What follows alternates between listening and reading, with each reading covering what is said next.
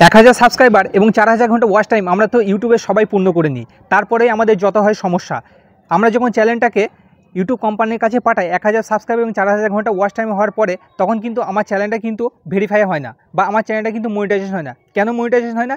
Reuse কন্টেন্টের মধ্যে তখন আমার চ্যানেলটা কিন্তু দেখিয়ে দেয়। আজকে আমি তোমাদেরকে দেখাবো যে রিউজ কন্টেন্ট তোমাদের সাথে কেন হয়। তো দেখো, আমি তোমাদেরকে একটা চ্যানেল সার্চ করে দেখাচ্ছি। মনোজ ভাইয়ের এই ভিডিওতে দেখো, এই চ্যানেলে মনোজ দে, এই চ্যানেলে এর প্রত্যেকটা থাম্বনেল আলাদা এবং টাইটেল আলাদা, ঠিক আছে। তো দেখো, এখানে রিউজ কন্টেন্ট আসার কোনো সম্ভাবনা নেই এইসব চ্যানেলে, ঠিক আছে। তো তোমরা প্রথমে কি করো, একই ভিডিওতে বারবার একই থাম্বনেল ইউজ করো, কোনো রকম একটুখানি এডিট মেডিট করে বাদ বাকিটা তোমরা চালিয়ে দাও, ঠিক আছে। তো সেটা করলে হবে না, সেটা করলে তোমার কিন্তু রিউজ কন্টেন্টের মধ্যে পড়ে যাবে, তো তোমার চ্যানেলটা মনিটাইজেশন হবে না। বা তোমার থাম্বনেল টাইটেল একই, তোমরা টাইটেল দাও। দেখো, এখান থেকে আমি জানো বেথুয়া থেকে কলকাতা, বেথুয়া টু কলকাতা, বেথুয়া টু কলকাতা, এরকম বারবার যদি আমি দিই একই টাইটেল, তাহলে কিন্তু আমার রিউজ কন্টেন্ট চলে আসবে। তো সেই ক্ষেত্রে তোমাকে একটু লক্ষ্য করতে হবে, এটা আমি ঠিকঠাক করব। দেখো, তারপর তোমাকে আমি আর একটা জিনিস দেখাই।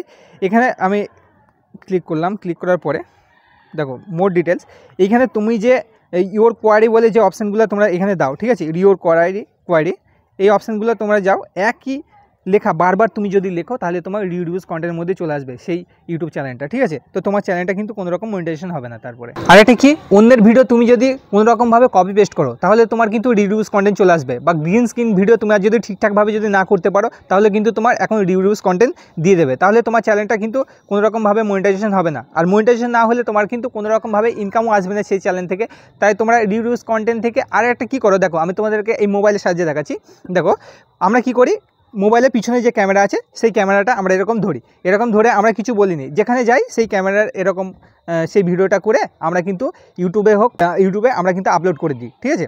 তো এখানে আপলোড করার কারণে আমি যদি কিছু মুখে নাই বলি, তাহলে তুমি যদি সেই সরাসরি সেই ভিডিওটা ইউটিউবে পোস্ট করো, তাহলে কিন্তু সেই কন্টেন্ট কিন্তু রিউজ কন্টেন্টের মধ্যে চলে আসবে। কারণ তুমি ধরো কোনো একটা জায়গায় ঘুরতে গিয়েছো, বা কেউ একটা ভাষণ দিচ্ছে বা কিছু বলছে, তাহলে সেটাকে বলতে হবে তো আমাদের সামনে যিনি এখন দাঁড়িয়ে আছে খুব সুন্দর ভাষণ দিচ্ছে বা কিছু একটা, তুমি সেই ভিডিওর সঙ্গে তোমার ভয়েস, অন্তত ভয়েসটা অ্যাড করতে হবে, তাহলে কিন্তু তোমার রিউজ কন্টেন্টের মধ্যে আসবে না।